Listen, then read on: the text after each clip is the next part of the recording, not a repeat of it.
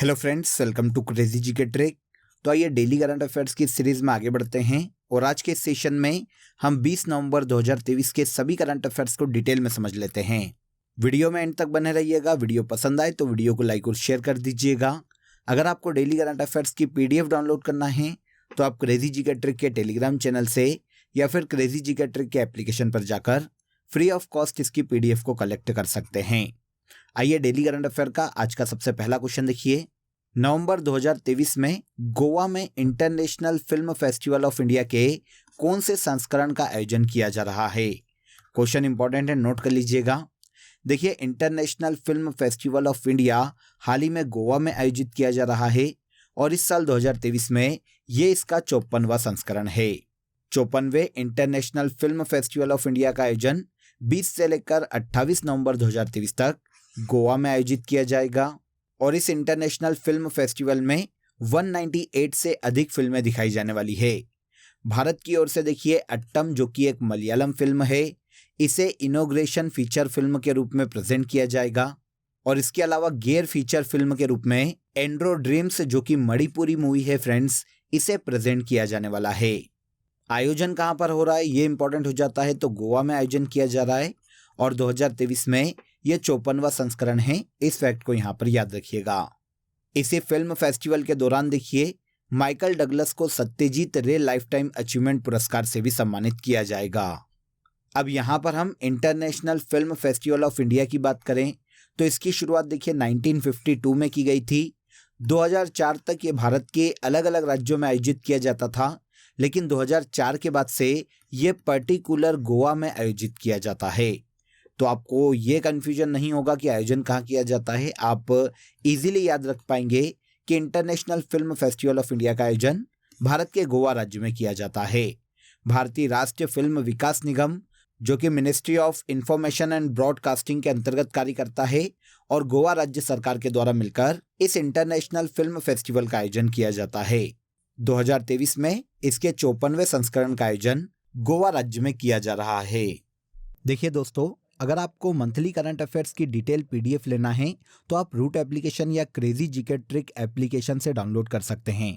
साथ ही आप वीडियो के कमेंट बॉक्स में भी लिंक दिया हुआ है, जहां से क्लिक करके आप ले सकते हैं। इन मंथली करंट अफेयर्स पीडीएफ में देखिए पूरे मंथ के जो सबसे ज्यादा एग्जाम रिलेवेंट क्वेश्चन होते हैं, उन क्वेश्चन को यहाँ पर डिटेल के साथ प्रोवाइड किया गया है, जो एग्जाम के लास्ट टाइम रिविजन में आपको बहुत हेल्प करता है। तो एक बार जरूर क्लिक करें। चलिए आगे बढ़ते हैं। सेकंड क्वेश्चन देखिए, निम्नलिखित में से टाइम्स 100 क्लाइमेट लिस्ट में शामिल होने वाले भारतीय मूल के व्यक्तियों में से कौन विश्व बैंक के अध्यक्ष है? इजी क्वेश्चन है, आप इजीली बता दोगे कि वर्तमान में वर्ल्ड बैंक के अध्यक्ष अजय बंगा है, जो कि भारतीय मूल के अमेरिकी नागरिक है। देखिए, यहां पर बात हो रही है टाइम्स 100 क्लाइमेट लिस्ट की। तो टाइम्स मैगजीन का आप सभी ने नाम सुना होगा। इसने हाल ही में जलवायु परिवर्तन को रोकने या कम करने की दिशा में काम करने वाले लोगों की एक लिस्ट बनाई है। ये टॉप 100 सबसे प्रभावशाली नेताओं की या व्यक्तियों की लिस्ट है, जिसमें देखिए भारतीय या भारतीय मूल के 9 व्यक्तियों को शामिल किया गया है। इनमें से एक अजय बंगा है, जो कि वर्ल्ड बैंक के वर्तमान में अध्यक्ष है। भाविश अग्रवाल भी शामिल है, जो कि ओला इलेक्ट्रिक कंपनी के सीईओ के पद पर हैं। ये भारतीय व्यक्ति हैं। राजीव जय शाह, गीता अय्यर, जिगर शाह, मनोज सिन्हा, एम संजयन, सीमा बाधवा, अमित कुमार सिन्हा आदि सभी 9 लोग इस लिस्ट में शामिल है, जो कि या तो भारतीय हैं या फिर भारतीय मूल के व्यक्ति है। इनमें से अजय बंगा भी इस लिस्ट में शामिल है, जो कि वर्तमान में वर्ल्ड बैंक के अध्यक्ष के पद पर हैं। अब देखिए, टाइम्स मैगजीन की बात करें फ्रेंड्स, तो ये अमेरिका का समाचार पत्र या पत्रिका है, जिसके संस्थापक ब्रिटन हेडन और हेनरी लूस है और पहली बार इसका प्रकाशन 3 मार्च 1923 में किया गया था। ऑलमोस्ट देखिए इसे 100 साल पूरे हो गए हैं। हाल ही में इस पत्रिका ने टाइम्स 100 क्लाइमेट लिस्ट को जारी किया, जिसमें भारतीय मूल के अजय बंगा शामिल है, जो कि वर्तमान में वर्ल्ड बैंक के अध्यक्ष है। इसके बाद आगे आ जाइए, वर्ल्ड टॉयलेट डे किस दिन मनाया जाता है? क्वेश्चन इंपॉर्टेंट है, नोट कर लीजिएगा। ऐसे क्वेश्चन हमें एग्जाम में काफी देखने को मिलते हैं।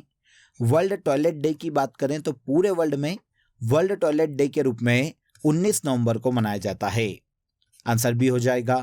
पूरे वर्ल्ड में लोगों को स्वच्छता के प्रति जागरूक करने के उद्देश्य से स्थायी स्वच्छता के महत्व के बारे में लोगों को जागरूक करना इस डे को मनाए जाने का मुख्य उद्देश्य है। एक्सेलरेटिंग चेंज 2023 में वर्ल्ड टॉयलेट डे की थीम है। देखिए, यूनाइटेड नेशन की एक रिपोर्ट के अनुसार पूरे वर्ल्ड में 3.5 अरब लोग अभी भी ऐसे हैं जो कि सुरक्षित टॉयलेट्स का यूज नहीं कर पा रहे। इसके अलावा 419 मिलियन लोग अभी भी वर्ल्ड में खुले में शौच करते हैं, जिससे देखिए बीमारियां पैदा होती है या फिर स्वच्छता खत्म होती है।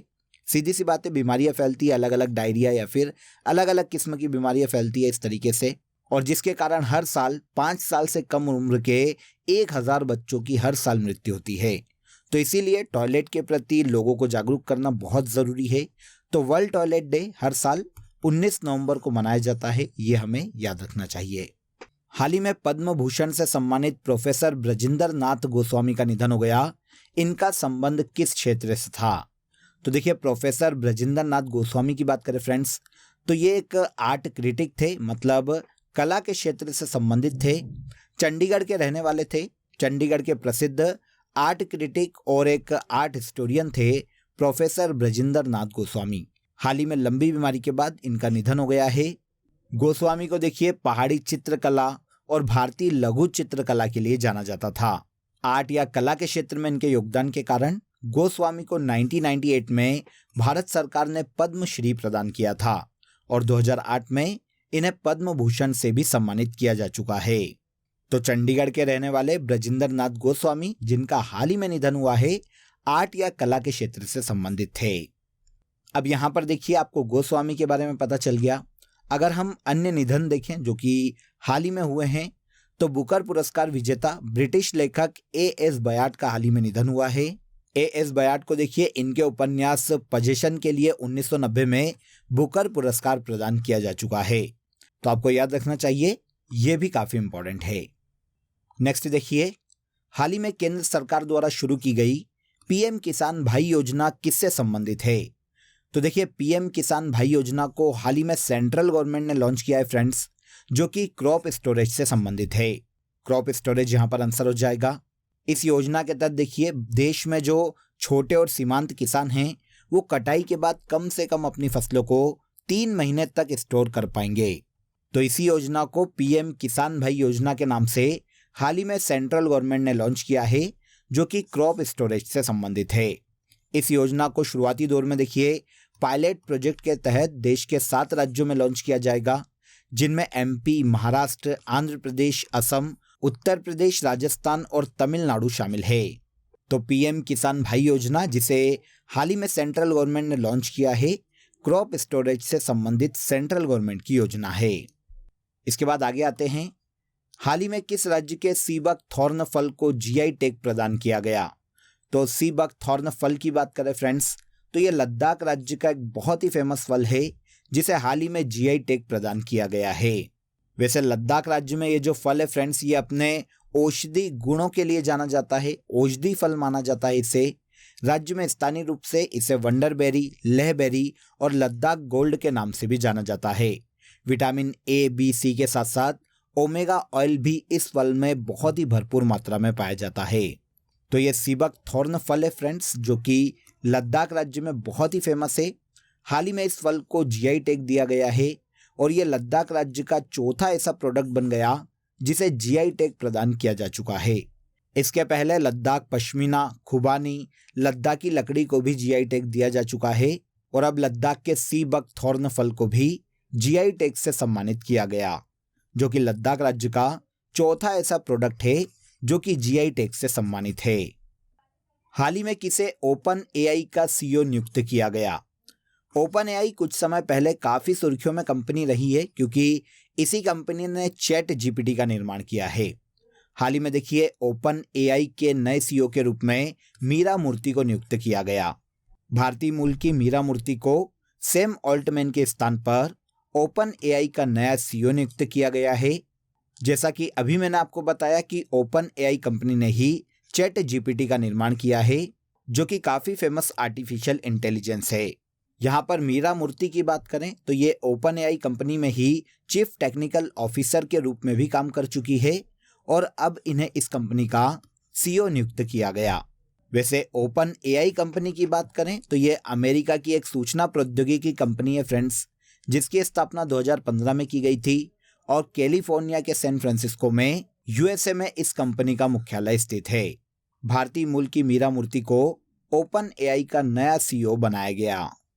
अगला क्वेश्चन देखिए, हाल ही में किस देश में भूकंप के बाद इमरजेंसी की घोषणा की गई? तो देखिए, पश्चिमी यूरोपीय देश है आइसलैंड। यहाँ पर हाल ही में भूकंप के बाद इमरजेंसी की घोषणा वहां की गवर्नमेंट के द्वारा की गई है। आंसर ए हो जाएगा। आइसलैंड में देखिए 14 घंटों के अंदर ही 800 से ज्यादा बार भूकंप के झटके महसूस किए गए और इसके बाद इस देश में, जो कि पश्चिमी यूरोपीय देश है, यहाँ पर इमरजेंसी की घोषणा की गई है।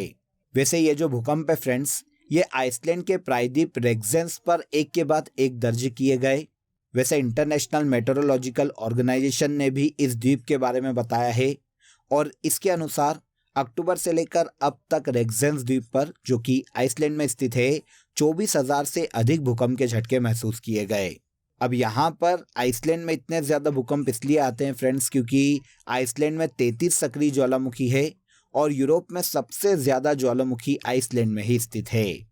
तो पश्चिमी यूरोपीय देश आइसलैंड में हाल ही में भूकंप के कारण इमरजेंसी अप्लाई की गई है। हाल ही में किस भारतीय को केनेथ बोल्डिंग पुरस्कार से सम्मानित किया गया? देखिए, पहले तो हम ये जान लेते हैं कि ये जो पुरस्कार है इकोलॉजिकल इकोनॉमी में दिया जाने वाला पुरस्कार है। 2023 में केनेथ बोल्डिंग पुरस्कार से भारत की बीना अग्रवाल को सम्मानित किया गया। आंसर ए हो जाएगा। भारत की प्रोफेसर बीना अग्रवाल को संयुक्त रूप से प्रोफेसर डेविड बार्किन के साथ केनेथ बोल्डिंग पुरस्कार से सम्मानित किया गया। बीना अग्रवाल को देखिए एनवायरमेंटल गवर्नेंस, एग्रीकल्चर ट्रांसफॉर्मेशन और इसके अलावा इकोलॉजिकल इकोनॉमी में उनके योगदान के कारण इस पुरस्कार से हाल ही में सम्मानित किया गया। आपको ये तो समझ में आ गया कि पुरस्कार जो है इकोलॉजिकल इकोनॉमिक्स के क्षेत्र में दिया जाता है। किस संस्था के द्वारा दिया जाता है इसकी बात करें तो केनेथ बोल्डिंग पुरस्कार international society for ecological economics के द्वारा दिया जाता है। 2023 में यह भारत की बीना अग्रवाल को हाल ही में प्रदान किया गया। इसके बाद आज के करंट अफेयर का सबसे लास्ट क्वेश्चन देखिए, महाराष्ट्र सरकार द्वारा लता मंगेशकर पुरस्कार 2023 किसे प्रदान किया जाएगा? तो देखिए, यहाँ पर लता मंगेशकर पुरस्कार जो कि महाराष्ट्र गवर्नमेंट के द्वारा दिया जाता है, ये संगीत और गायन के क्षेत्र में दिया जाने वाला पुरस्कार है। 2023 के लिए यह जो पुरस्कार है, यह महाराष्ट्र सरकार द्वारा महाराष्ट्र के गायक सुरेश ईश्वर वाडकर को दिया जाएगा। आंसर हो गया सुरेश ईश्वर वाडकर। 2023 में महाराष्ट्र सरकार सुरेश ईश्वर वाडकर को लता मंगेशकर पुरस्कार 2023 से सम्मानित करने वाली है। जैसा कि अभी हमने बात की, सुरेश ईश्वर वाडकर महाराष्ट्र के ही एक गायक है फ्रेंड्स। गायन या कला के क्षेत्र में इनके योगदान के कारण इन्हें 2018 में देखिए संगीत नाटक अकादमी पुरस्कार से सम्मानित किया जा चुका है और कला के क्षेत्र में इन्हें 2020 में भारत सरकार ने पद्मश्री से भी सम्मानित किया था। 2023 में महाराष्ट्र सरकार के द्वारा इन्हें लता मंगेशकर पुरस्कार दिए जाने की घोषणा की गई। अब लता मंगेशकर पुरस्कार की बात करें तो संगीत और गायन के क्षेत्र में योगदान देने के लिए महाराष्ट्र सरकार के द्वारा इसे शुरू किया गया था और इस पुरस्कार की सम्मान राशि 5 लाख रुपए है। सभी फैक्ट को याद रखिएगा, सारे इंपॉर्टेंट है। क्लियर? तो यहाँ पर देखिए हमने 20 नवंबर के सभी करंट अफेयर्स को डिटेल में समझ लिया। अब आ जाइए आज की फैक्ट शीट में हम यहाँ पर खेल प्रतियोगिताओं को डिस्कस कर लेते हैं जो कि 2023 में या तो आयोजित की जा चुकी है या फिर आयोजित की जाने वाली है, उनको यहाँ पर जान लेते हैं। तो देखिए 33वें ग्रीष्मकालीन ओलंपिक खेलों का आयोजन नेक्स्ट ईयर फ्रांस के पेरिस में किया जाएगा 2024 में। 37वें राष्ट्रीय खेलों का आयोजन भारत के गोवा राज्य में किया गया था 2023 में। 19वें एशियाई खेलों का आयोजन चीन के हांगजू में किया गया है इसी साल। फीफा महिला फुटबॉल वर्ल्ड कप ऑस्ट्रेलिया और न्यूजीलैंड में आयोजित किया गया 2023 में। इसके बाद फीफा अंडर-20 पुरुष वर्ल्ड कप 2023 में इंडोनेशिया में आयोजित किया गया। फीफा अंडर-20 महिला वर्ल्ड कप कोस्टारिका में आयोजित किया गया 2023 में। 13वां वर्ल्ड कप क्रिकेट आपको पता है इंडिया में अभी आयोजित किया जा रहा है, चल रहा है ये 2023 में। 8वां आईसीसी महिला T20 वर्ल्ड कप दक्षिण अफ्रीका में आयोजित किया गया 2023 में। और पहली विश्व बधिर T20 चैंपियनशिप का आयोजन भारत के केरल राज्य में 2023 में किया गया। सभी इंपॉर्टेंट है, याद रखिएगा। अब आ जाइए लास्ट डे के सेशन में जो करंट अफेयर हमने डिटेल में समझा था उसे हम एक बार यहाँ पर रिवाइज कर लेते हैं। पहला देखिए, हाल ही में शुरू हुई छठ पूजा उत्सव स्पेशली सूर्य देव की पूजा से संबंधित है। हाल ही में बंगाल की खाड़ी में उठे चक्रवात मिथिला का नामकरण मालदीव के द्वारा किया गया। Second voice of global south summit की मेजबानी भारत के द्वारा की गई। हाल ही में लॉन्च किए गए 4th anti submarine warfare craft Amini का निर्माण garden reach ship builder and engineers limited Kolkata के द्वारा किया गया। पेड्रो सांचेज को हाल ही में यूरोपीय देश स्पेन का नया पीएम नियुक्त किया गया। भारत और श्रीलंका के मध्य में संयुक्त सैन्य अभ्यास मित्र शक्ति 2023 का आयोजन महाराष्ट्र के पुणे में किया गया। आगे आइए, अंतर्राष्ट्रीय सहिष्णुता दिवस 16 नवंबर को मनाया जाता है। नारियल विकास बोर्ड ने हेलो नारियल friends of coconut trees call centre Kerala के कोच्चि में स्थापित किया। इंडो पैसिफिक रीजनल डायलॉग की मेजबानी भारत की नई दिल्ली के द्वारा की गई। और लास्ट देखिए, WHO ने हाल ही में अकेलेपन को वैश्विक स्वास्थ्य खतरा घोषित किया है। ये सभी करंट अफेयर हमने लास्ट डे के सेशन में आप सभी को पता है डिटेल में समझे थे। अब आज के लिए आप सभी के लिए क्वेश्चन ऑफ द डे देख लीजिए। सिंपल है, आपको पता है मित्र शक्ति युद्ध अभ्यास किन दो देशों के मध्य आयोजित किया जाता है? वेरी सिंपल, कमेंट में जरूर बताइएगा कि इस क्वेश्चन का आंसर क्या है। इसके अलावा दोस्तों, आप सभी के लिए एक इंपॉर्टेंट अपडेट है। अब आपके लिए क्रेजी जीके ट्रिक के सभी कोर्सेस वेबसाइट पर भी अवेलेबल है। ये सभी कोर्सेस आप सभी की रिक्वायरमेंट और लेटेस्ट एग्जाम पैटर्न को ध्यान में रखकर डिजाइन किए गए हैं। यहाँ हम बेसिक कॉन्सेप्ट के साथ साथ कॉम्प्रिहेंसिव लर्निंग पर फोकस करते हैं, तो एक बार जरूर वेबसाइट पर विजिट करें। इसका लिंक आपको डिस्क्रिप्शन बॉक्स में दिया गया है। तो आज के इस वीडियो में बस इतना ही। अगर वीडियो अच्छा लगा हो तो वीडियो को लाइक और शेयर कर दीजिए, चैनल को सब्सक्राइब कर लीजिए। कल फिर मुलाकात करेंगे नेक्स्ट डे के करंट अफेयर में। तब तक अपना ख्याल रखिए। जय हिंद, जय भारत।